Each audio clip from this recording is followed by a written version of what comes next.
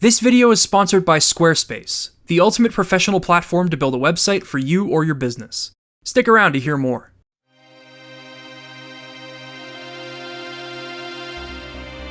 Anxiety. Fear. Jill sandwich. These are a few terms that I tend to associate with Resident Evil. Anxiety over resource management throughout your campaign, which extends to the meticulous planning for any potential scenario. Spending your ammo wisely, carrying only what might be necessary, and making room for the stuff that matters most in an unpredictable horror setting. Anxiety and fear are not one and the same, though. Anxiety is an internal response to an unknown or hypothetical threat, whereas fear is elicited via present, very real danger. In Resident Evil, there are many situations in which fear can overwhelm you and drive you to make stupid decisions in an effort to survive. Whether it's an ambush, a suffocating battlefield, or a series of unpleasant footsteps following your every move, you need to face your fears and manage everything in spite of how naked you might feel in the moment. These two core elements were at play in a Metroid-esque puzzle box that had you solving puzzles and memorizing layouts across vivid and spooky locations, accompanied by intentionally clunky combat and a strict inventory system to make you feel the weight of every shot you fire and every item you choose to hold onto.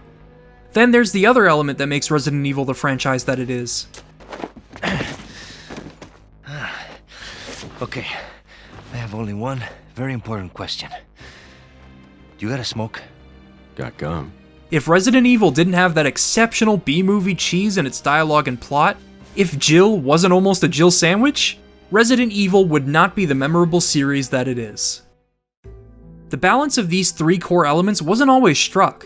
Resident Evil 4 is one of my favorite games of all time, but its framework would be used to build games that weren't true to what Resident Evil was once about, Resident Evil 6 being the unfortunate culmination. But, as time eventually told us, not all was lost. Separate teams within Capcom were experimenting with the series in an effort to rediscover what made Resident Evil the hallmark franchise that it is.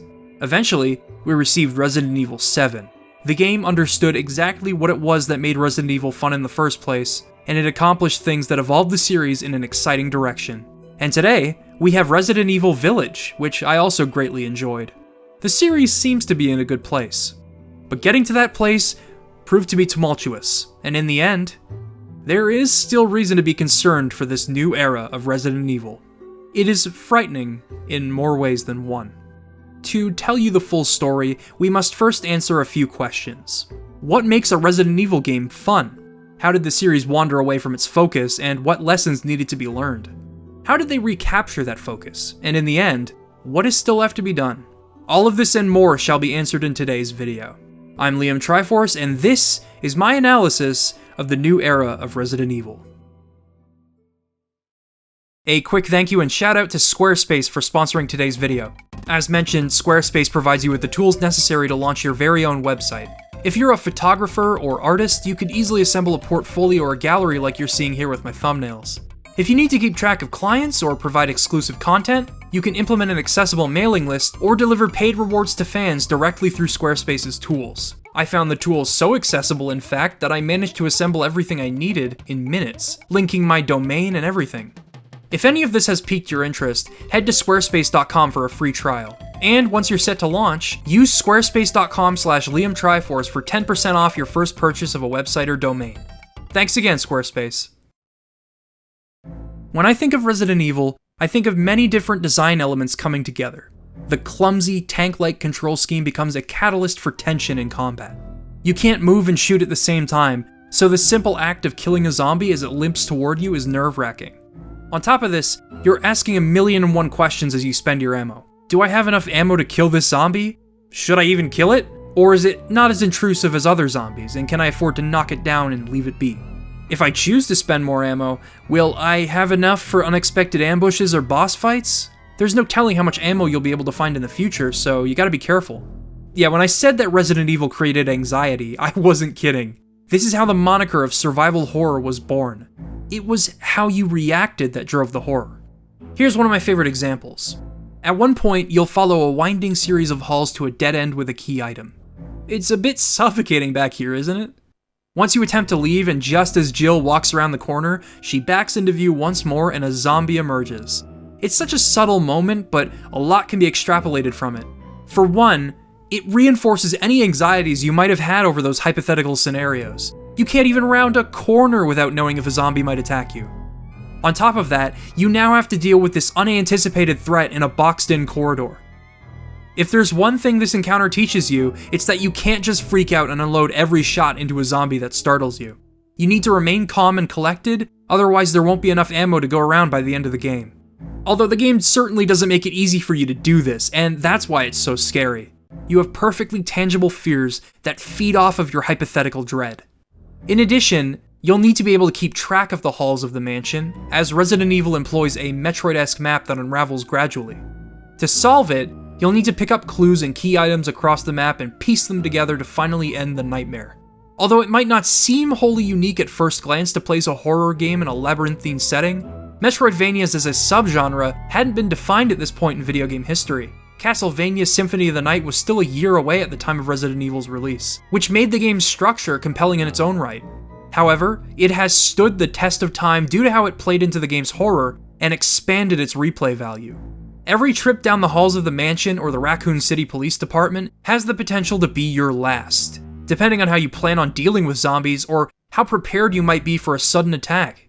Therefore, the structure organically invites different methods of approaching danger. You could take your time as Jill Valentine and pick locks to stock up on ammunition, so that any zombie that stands in your way will be met with an appropriate amount of gunfire. This exploration for extra ammo ends up being a failsafe. You no longer need to simply knock enemies down as a precautionary measure or dodge them entirely. You can guarantee their demise and clear the way if you ever need to backtrack. This is where the replay value stems from. Knowing routes around the mansion can shave off time and save yourself the unnecessary trips and spending of ammunition. Resident Evil 2 fully embraced this, with both Claire and Leon having diverging campaigns with gameplay differences when played sequentially. Replaying a horror game can usually detract from fear of the unknown, as you know what to expect, but Resident Evil 2 takes the satisfying item management and combat mastery at play in the original game, and makes them the focus, innately driving horror and tension as a result. These elements were what drove the original 3 games in spirit, and that's not to mention the locations and atmosphere. The entirety of the mansion, the sewers, the clock tower, and the music was chilling. There was a lot to like in the first 3 main entries in the Resident Evil series. And as the old saying goes, if it ain't broke, don't fix it. Which is why the decision to reinvent the series seems a bit puzzling in hindsight. I mean, we all know what happened in the end. I love Resident Evil 4. You most likely love it too, and Lord knows the rest of YouTube loves it. So then, why is it also regarded as the beginning of the end for Resident Evil? Director Shinji Mikami felt that Resi's old format was holding his team down, according to a 2004 interview. He felt that it was time to come up with something new, and the end result was a solid horror game. With the new over-the-shoulder perspective, accuracy was now the most important factor in staying alive. You could shoot the Ganados in the leg to stumble them, in the hand to disarm them, or you could go for the head if you had enough firepower. And because they've done away with the fixed camera angles, you need to constantly be aware of your surroundings, making that first encounter with the Ganados in the village one of the most intense and utterly terrifying introductions I've experienced in a game, even 16 years on. It continues to live up to the standards set by that intro, keeping you on edge and perfecting that gameplay loop from the previous games. I believe it to be a masterpiece. But this was undeniably where the screws came loose, foreshadowing the fall of Resident Evil. The game's world design was slightly reminiscent of its predecessors, with some overlapping paths and secrets that could be used for upgrading your arsenal, but chapters were mostly segmented, focusing on isolated horror set pieces. Some staff members working on the game felt saddened over the game's shift from survival horror to action horror, but more than anything, this shift in focus and tone would be completely misconstrued by Capcom themselves. While it is true that Resi 4's third-person innovations had a profound effect on shooters and action-adventure games, it also had a negative impact on Resident Evil and the horror genre. Resi 4's combat interface essentially made action the linchpin of AAA horror games overnight, sidelining horror in favor of the tension that combat can create. So what did this mean for Resident Evil? Well, in 2009, we got Resi 5, which went on to become the best-selling game in the franchise. Although it has its moments of pure terror, it is primarily a cooperative third-person shooter. If you play it on your own, don't expect your partner to be very competent. The tension in Resi 5 came from sharing items with your buddy, and watching each other's backs. There's no sense of vulnerability like in the previous games, it's just a really well-made co-op shooter. But that doesn't make it a good Resident Evil game. While Resi 4's ridiculous moments, excluding Salazar, breathed life and joy into a suffocating and mysterious game, Resi 5 is like Resi 4 on steroids. The absolutely nonsensical and over-the-top action of Resi 5, paired with Albert Wesker stepping out of the Matrix to spearhead an utterly stupid family reunion tale, it just never sat right with me, even acknowledging the series' campy moments from before. Still, Resi 5 is a blast if you have a friend to play it with. It isn't nearly as egregious as what came after. Resident Evil 6 is an anomaly. Like Resi 5, it is especially enjoyable with a friend, but that's where my praise for the game ends. Resi 6 is enjoyable for all of the wrong reasons, and it's an absolute mess otherwise. It is an utterly ridiculous, painfully linear, unbearably scripted action game that can't even stand on its own two legs. It is plagued by design trappings of blockbusters from the late 2000s and early 2010s, and it is unrelenting with its abundance of QuickTime events, corridor-esque level design, and repetitious scripted sequences. The seeds were sown for these problems in Resi 4, but that game actually had purpose for these elements, and they were handled pretty well too, catching the player off guard or otherwise maintaining the feeling of dread. But they were exacerbated in Resi 5, and finally boiled over in Resi 6. Whatever you want to call this game, it certainly isn't Resident Evil. In light of the lukewarm response, Capcom did everything in its power to turn things around. They conceded that horror games would never be on the same level as action games financially, but said that the series would return to its roots regardless. Resident Evil Revelations seemed to foreshadow this return. It felt like more of a successor than Resi 6 ever did. It wasn't perfect, but it represented the beginning of the franchise's healing process. Things were getting better, and the turnaround seemed almost instant from here. After a mixed response from its E3 showings, Resident Evil 7 eventually released in 2017 to acclaim from most. Here's how Resi 7 gave people hope.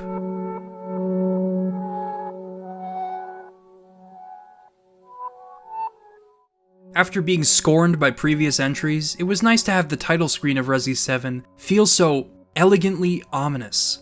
The music is composed of reversed notes and tangled melodies, foreshadowing the haunting mystery that slowly unravels over the course of the game. As newcomer Ethan Winters pulls up to the Baker residence, there is absolutely no telling where this game will take you, or why Mia was in the state she was in before. We are given just enough context for his arrival, and that's it.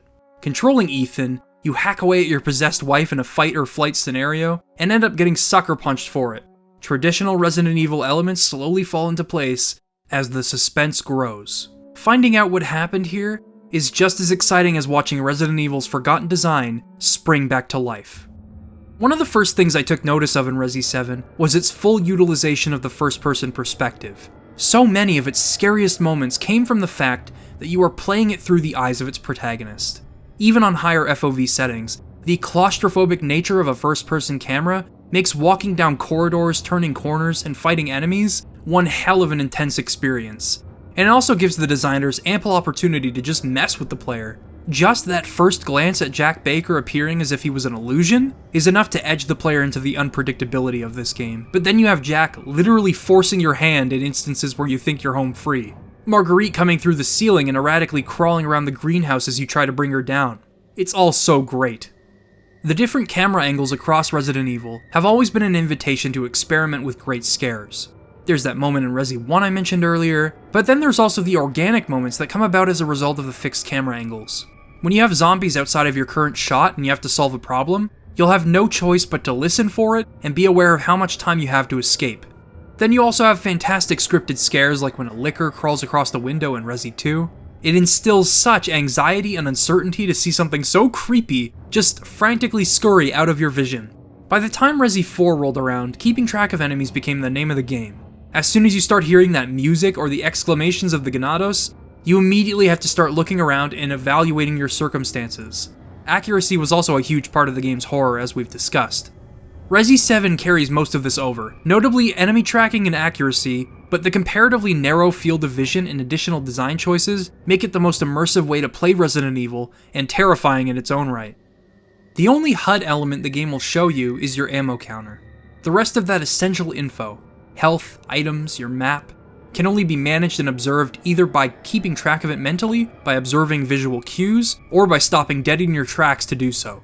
Unlike previous games, the map and inventory screens don't pause the game, meaning that especially tight and confusing areas like the cargo ship or the basement could become your worst nightmare. Just like the best Resident Evil games, it is paramount that you keep calm in scary situations. Otherwise you could waste ammo, get lost, or lose precious resources trying to stay alive. The Baker Ranch, although relatively segmented, is interwoven with keys and items that intersect with its various moving parts. And thanks to the return of your classic inventory system, you'll need to pick and choose which items you can carry at any given time. Sometimes you'll even unearth shortcuts to other sections on the property that can be helpful in a pinch. And once you've exhausted the place's puzzles and made your escape, your next destination is the cruise ship. I know this is a contentious part of the game, but I genuinely loved solving it. It revolves around a broken elevator, which needs a fuse and a cable to operate again. What follows is a journey through its perilous floors as you desperately search for ways to defend yourself, and you squeeze through gaps in the elevator doors to scour separate portions of the ship, eventually linking them together. Overall, it is such a tightly designed game. Progress is dependent on how well you know the halls, and how smart you can be in the face of that anxiety. And let's just say the game doesn't do you any favors. Jack and Marguerite Baker stalk their respective portions of the ranch, beckoning to you in an eerily jovial tone. It's a perfect example of that balance between creepy and campy in Resident Evil. They aggressively pursue you if they spot you, but thankfully the game gives you enough time beforehand to observe your immediate surroundings for places to run and hide. Actually, on that note, as your perception of the ranch expands, the game gradually introduces new threats to keep you from ever feeling comfortable. The tapes that you can play through before entering a new area with Ethan give you ideas on what to interact with, and let you bypass certain tasks on occasion. And as you enter the living room and gain access to the second floor, you're given some time to be uncontested as you explore. Then, Jack makes a startling return and hunts you down as you solve the rest of the house. In the same stride, a strange black mold that feels alive begins to produce humanoid zombie-like creatures. The mold is volatile. Sometimes it'll give you enemies to deal with, other times it just sits there as if to taunt you. Maybe it'll give you something to fight, maybe it'll just wait. You don't know. And that is perhaps the scariest part. I've alluded to how boxed in most of this game can feel, and it isn't designed like this simply to make the game feel creepy. Any encounter with any enemy is immediately a life or death scenario when you have little room to breathe. And when you have Jack busting down walls or mold creatures filling tiny rooms, it can be very difficult to think straight. Not unlike the Resi games of old. And because the game sets you up to deal with these circumstances, the challenge is welcome and the fear induces adrenaline. Aside from the bugs, I hate dealing with the bugs. Speaking of adrenaline, I greatly appreciate the steady increase in power that you see over the course of the game. It's smart, and because you can't easily craft ammo for your more powerful weapons, you need to be constantly assessing what the best time to use them would be. By doing this, however, you also run the risk of conserving ammo for too long and putting yourself in danger. This phenomenal balance should sound familiar because it's a balance that was struck in the older Resident Evil games time and time again. It's good to be back. For most of the game, your pistol is your best friend. It might not deal a lot of damage, but sustained fire with it to an enemy's weak spot can be the difference between your survival and your demise. Multiple enemies ask for a more powerful response, and that's where your shotgun and grenade launcher can come into play. In this game, there is nothing more satisfying than killing a zombie that's pursuing you with a single shotgun blast to the head. It represents your ability to maintain your resources up to that point, where you can finally afford to spend them. With combat in this game, the weapons have utility, the payoff is immediate, and the dopamine is sublime. Weapons and upgrades can also be rewards for thoroughly exploring the house. Across the Baker residence, you can find antique coins that can be spent on health upgrades, stamina upgrades, and even more powerful handguns. The M1 is a straight upgrade from the stock pistol, and while magnum ammo is rare throughout the game, the damage you can deal makes it worth hunting for. The coins are also a fantastic example of how exploration feeds into combat and vice versa. You can use psychostimulants to highlight items around the house, and you can use gunpowder, chem fluid, and herbs to craft resources when you need them most, crafting them in accordance with the scenario. All in all, it's a well-made game. I'm sure I gave you that impression, and if you played it, hopefully you felt that way too. But we have yet to touch upon what I love most about it. Sure, it's a return to form for survival horror, but what makes it such a unique game in the face of other horror games are its characters. more specifically, the Baker family. As revealed toward the end of the game, Evelyn is influencing the family's violent actions. This is heartbreaking, as evidence collected throughout the game points to them being a normal family at one point. Jack was once a loving father and husband that loved football, while Marguerite was a caring mother that enjoyed tending to her plants. But all of that changed when they took Evelyn in. No humanity can be drawn from them by the time Ethan arrives, as they feast on human entrails at the dinner table like Texas Chainsaw Massacre. Their most eccentric traits have been exaggerated to an almost comedic effect, making for performances by their respective actors Jack Brand and Sarah Coates both disturbing and unforgettable. Their daughter Zoe isolated herself in the family trailer when she realized they were beyond saving, and the Bakers continued to kidnap people in an effort to share Evelyn's gift with them. Without knowing this stuff, which is the case for a good portion of the game, the Bakers just seem like the family in Texas Chainsaw. It is a fucked up situation. Any hints toward who they once were gave me hope, but upon finally making it to the trailer and flipping that photo of the Bakers around, I realized how crushing the reality of the situation was. This is also where I was able to properly soak in the impact of this game's save room theme for the first time.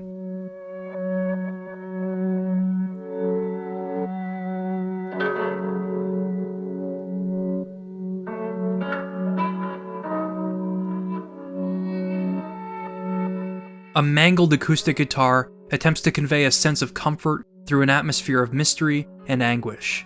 The Baker Ranch is an absurd funhouse of death and despair, with few rooms being safe havens from its brutal nightmares. But underneath it all is a longing to see things go back to the way they were. While running from Jack and Marguerite, there are usually two thoughts that cross my mind. The first is, oh my god, oh my god, oh my god, oh my god, oh my god. And the second is, I feel bad for these people. They have been turned into mere puppets by a force beyond their control, and any semblance of normality will never return for this family. The people they once were are gone. And then there's Lucas. Before your first encounter with him, you'll most likely stumble into his old room. While in school, he won several awards for his projects. He was likely considered a genius as a child, but that only scratches the surface of who he was, and who he'd become. Even Andre of the web show crew at the beginning of the game alluded to this. When he was much younger, he locked a kid that was picking on him in the attic, where that kid presumably died. He eventually developed antisocial tendencies and had numerous fights with his family, until Evelyn came along and changed things. Lucas does not want things to go back to how they were, instead reveling in Evelyn's gift, torturing people with his inventions and affinity for games. His situation is unique in that his enjoyment of what's going on straddles the line between genuine and external influence. Was he going to end up like this anyway? That much is left ambiguous. With all that said, his section of the game ended up being my absolute favorite. In order to get into his part of the ranch, you have to exhaust the rest of the ranch for the red and blue keycards. This observance is crucial, as Lucas has turned the barn into a makeshift death house straight out of Saw. Booby traps are everywhere, he pits you against a beefy molded zombie, and there's even an escape room that ensures certain death for Ethan, unless you learned from Clancy's mistakes in a previous tape. Using knowledge from that tape can allow you to bypass a lot of the puzzles, and most importantly, avoid spilling gasoline everywhere and dying a horrible fiery death. It acts as a culmination of your searching throughout the Baker household, and as a nice test of combat and rapid-fire decision-making, all the same. It's moments like these that make it difficult for me to forget Resident Evil 7. Its dark and overwhelming halls were compelling because of the gameplay that took place, and the tragedy looming over them. As far as I was concerned, Resident Evil had been unquestionably brought back to its roots. It is everything that made the original so great, and then some. It left me salivating for Resident Evil Village. This game's introduction expands on the mystery at play in Resi 7's first moments, and creates an atmosphere of uncertainty that has been kind to this series in the past. There's something so visceral about having to fend for yourself after watching your wife get shot down and your baby kidnapped by someone you thought you could call a friend. You're fighting through this frigid, cramped, hopeless town in the middle of nowhere, and it still manages to be anxiety-inducing. Taking yet another cue from Texas Chainsaw, most of the village's scariest moments happen in broad daylight, setting a precedent that nowhere is safe. In the beginning, this is far from an empty threat. Hiding, covering your tracks, and blocking off entrances will only get you so far. You have to scavenge for ammo, give yourself room to breathe, and land your shots, otherwise the Lycans will end up surrounding you and overwhelming you. There's no telling when they may strike next, therefore making a calm, if desolate village seem sinister at all times.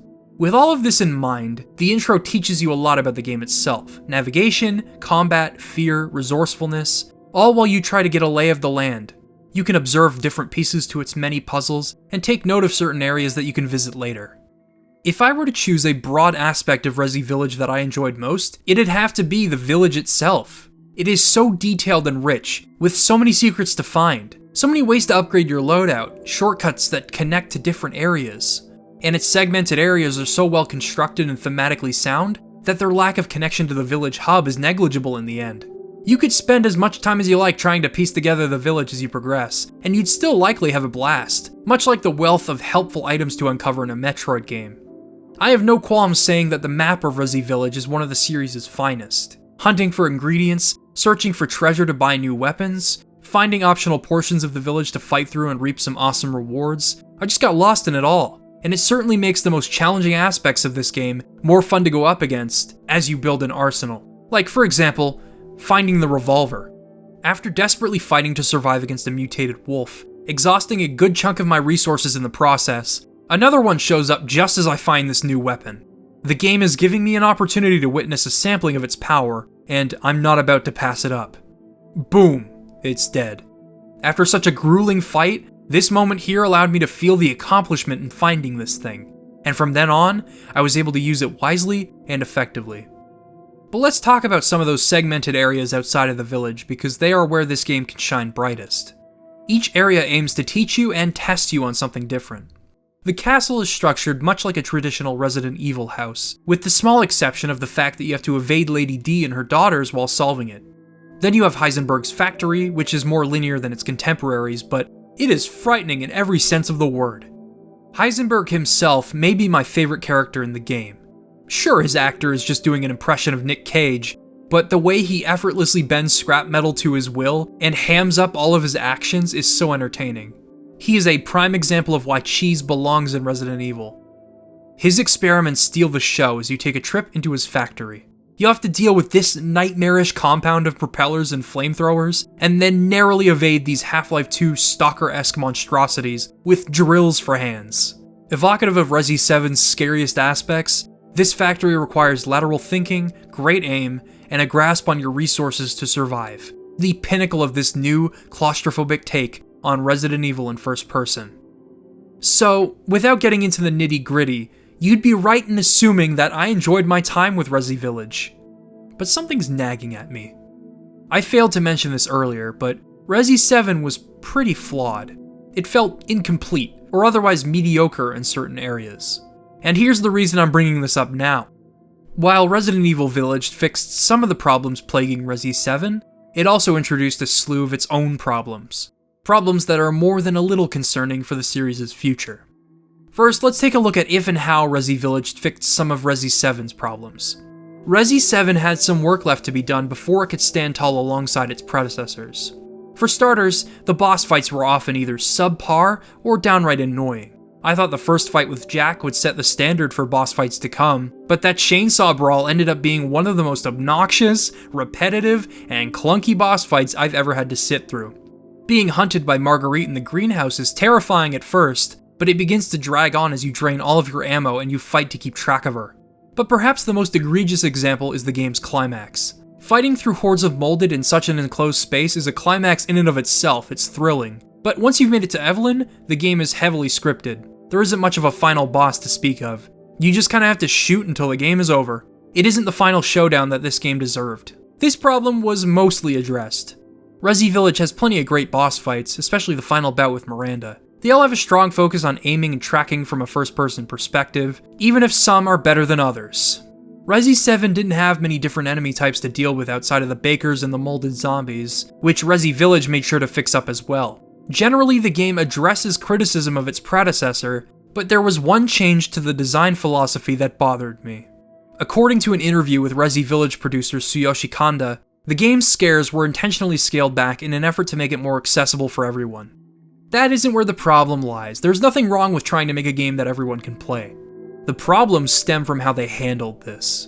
Village took a few cues from the legendary Resi 4, lifting its inventory management system and designing the eponymous village out of inspiration for its setting. But then there's the focus on action that I take issue with. Don't get me wrong, shooting things in this game feels good for the same reasons as Resi 7. I'd be lying if I said I didn't enjoy fighting my way through hordes of lichens swarming me. It's why the intro was so good. Like Resi 4, this game has specific instances in which you have to take care of lichens in a subsection of the village. And when the game chooses to focus on these instances, combat can be truly scary, or at least tense. But there's a difference between this game and the game it's taking inspiration from. In Resi 4, it's like a sandbox in which you have to figure out which weapon would be most effective, and figuring out which weapons you can carry at any given time is like a minigame in and of itself. The inventory sorting will squeeze the life out of you. Your rifle alone takes up a good chunk of it. Comparatively, Resi Village is gratuitously lenient with you in almost every way. Ammo is abundant, and you can craft more of it with scraps around the game world. With the exception of the most powerful weapons, it is surprisingly easy to stock up on ammo in this game. The default inventory space is generous, but you can expand it to be even more forgiving. Any tension that mechanic once created in Resi 4 is gone here. At one point, I think I had 6 weapons in my inventory, whereas I could barely hang on to 3 in Resi 4. You can upgrade your inventory space with lei, but lei is also regularly handed to you on a silver platter. With the defeat of every boss, you're given a treasure that you can sell to the Duke for a sizable amount. These alone can be enough to keep you afloat. On top of all of this, reverting to Resi 4's inventory system means that keys are not part of your core inventory. Deciding on what to carry is even easier in that regard, because key items just kinda live with you, until you can finally use them. The size constraints are truly felt when you decide to carry ingredients and other goodies with you for rewards. But because you'll likely just carry these ingredients you find in the village straight back to the Duke, and then resort your inventory, I find it hard to sell the rest of the village as if it has purpose, even on harder difficulties. If this village existed in a game like Resident Evil 2, if it was as strict as Resi 7, with real-time inventory management, and if most encounters felt even a fraction as intense as the ones in Heisenberg's factory, this game could have been amazing. But as it stands, Resi Village lacks that tension driven by critical thinking, and while the focus on action can be exhilarating, especially as you're swarmed or you face optional bosses way stronger than you, it is worrying all the same. By making this shift, you risk forfeiting the intimacy of previous encounters, and using action as a crutch signaled the downfall of Resident Evil in the past. Sure, the game is intense, but it isn't always scary. At its worst, it can be frustrating because it feels caught between being a sequel to 4 and a sequel to 6. Thankfully, the final fight with Miranda ends up redeeming this whole gameplay loop. It is everything that makes the action in Village so fun, distilled into a boss fight. But I feel as though Capcom wanted to compromise with this game. Its tense, action-packed moments coexist with a map structure that Resi 4 did away with in order to create segmented but incredible action horror set pieces. If this game ends up bridging into the rumored Resident Evil 4 remake, then its place in the series might make more sense. But I can't help but worry, as this could send the series right back into the rut it once clawed itself out of. Ironically, my favorite aspect of Resi Village, aside from the village itself, doesn't really have anything to do with the Resident Evil formula. It's not the core plot. I have gripes with this game's writing, and I don't think I'm alone there. Sure, Chris Redfield has lost plenty of people in his life, and he was likely worried about losing Ethan too. But there are 2 crucial ways you can deconstruct his logic. For one, Ethan is more than a civilian. In fact, he received military training in the time after the fight through the Baker Ranch, but I'd argue that even surviving that ordeal would be enough. Would letting Ethan, a sensible person seasoned in combat with monsters, would letting him help be such a bad idea? No. And say you are one to side with Chris's logic and you sympathize with him. Okay, sure. 3 words, Chris. That's not Mia. That's all you had to say. Big bonus points if you tell him that Rose is gonna be okay. Seriously. A round of applause for the guy that chewed him out later on for that. I'm also not a huge fan of how they dismissed the werewolves and vampires as coincidences. It would have been cool to see how they fit into the mythos of Resident Evil, and while the game touches on the origins of Umbrella here, they completely disregard all of the cool stuff they set up at the beginning. Even the box art seemed to foreshadow Chris turning into some kind of chimera by the end of the game, but nothing even close to that ended up happening. Maybe it was in an earlier draft of the script and they changed things toward the end of development? I have no clue. So no, while the world is fun to explore, the narrative that takes place in it is not my favorite aspect of the game. My favorite part of Resident Evil Village is what the narrative represents, and how it is embodied in the game's best level. Let's start by talking about Ethan Winters himself. He's been through a lot, to say the least. He's forced to kill his infected wife after being missing for years, then he has to deal with a dysfunctional family of cannibals, only to reunite with his wife, cure her, and then be separated from her once more as he ends a nightmare that he played no part in instigating. Now here he is again with an infant daughter, paranoid over the potential lasting effects of the incident in Louisiana, both internal and external. These fears are validated when Chris shoots his wife in front of him and kidnaps his daughter, and again when he fails to save what's left of the village as they succumb to the fire. This anxiety stems from things that are beyond his control, and as is the case with anxiety, your mind tends to spin tales out of the hypothetical and the unknown. But just as Mia said, we're here, and we matter. Ethan takes this to heart. He's here, and he can make a difference. All he cares about is saving Rose, and he takes that wish to his grave, dying a hero's death. I appreciate this take on a Resident Evil protagonist because the series' gameplay, at its core, has always been driven by anxiety. But where this anxiety is fully explored is House Beneviento. After such a traditional and exciting bout with Lady D in her castle, the game strips you of your weapons and asks you to walk through an abnormally normal house. It's just a tiny little escape room in a similar vein to Lucas's Funhouse, but with any danger being completely non-existent while you solve puzzles. This notion put me on edge on my first playthrough. Why is everything so normal, and why do I feel so safe? At least to an extent. The house also alludes to its thematic elements both subtly and explicitly, addressing Ethan's fears as a new parent and his devotion to his family. Like I said, Ethan is only here to save Rose. Nothing else really matters, not even his own life. However, being paranoid for his daughter's future after dealing with the mold in Louisiana has no doubt accentuated his fears over being a new parent in such a messed up world. It'll be fine. It'll be fine. It'll be fine. It'll be fine. But he can't run from these fears, lest he be consumed by them.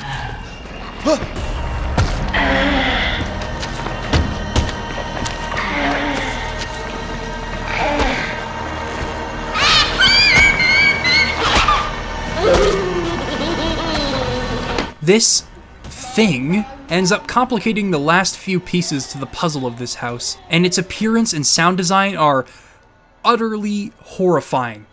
Its lips vibrate as it shrieks, and it calls out to Ethan. It needs him.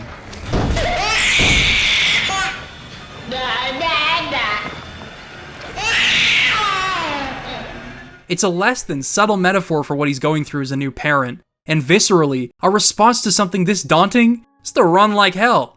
When you eventually exit the basement and have to hunt down the dolls, it actually mirrors the second aspect of parenting and something that Ethan is dealing with throughout the game. Keeping track of your kid and the fear of losing them. It pains him to not know where Rose is, and this is quite literally hurting him in House Beneviento. Your health actually drains as you look for these dolls. By the time I had finally left the house, I never wanted to return, but I knew I would never forget it. Despite Village's shift in focus, Capcom still had it in them to create memorable horror set pieces, easing the anxiety over the series' unpredictable future. I had a lot of fun with Resident Evil Village, but its compromises hampered my enjoyment, and the current status of the franchise is a bit troublesome. After two financially successful but controversial entries, they took the series back to its roots, kicked ass, and made bank anyway. But now they seem to be taking a step backward based on a point of contention that I rarely saw anyone make in regards to Resi 7. Too scary? It's Resident Evil, what did you expect? Well, needless to say, I have my doubts over the future of the franchise, seeing as they're starting to ignore what worked about 7 and Resi 2 Remake, and now there are rumors that they're remaking a game that most would argue doesn't need a remake in the first place. Moreover, I find myself wondering if Resident Evil still has a place in the industry. After the groundwork it set in 1996, and expanded upon throughout the 90s and 2000s, many horror games would follow in its wake and surpass or otherwise evolve on what it accomplished.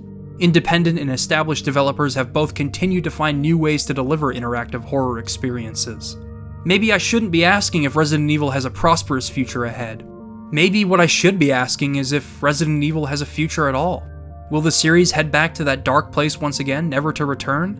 Or will Capcom backpedal, channeling the energy of this new era's scariest moments, and create something timeless. Well, just like Ethan Winters, we don't have the answers. The most we can do right now is articulate our reactions to this new era and try to influence what's to come. Because like Resident Evil taught us, it's not about what we're up against. It's how we react that matters. Now it's your turn. Did you agree or disagree? I'd love to know what you think of this new era for the series, whether you share worries with me or feel confident in it. For now, I've been Liam Triforce, and I'd like to thank you for watching.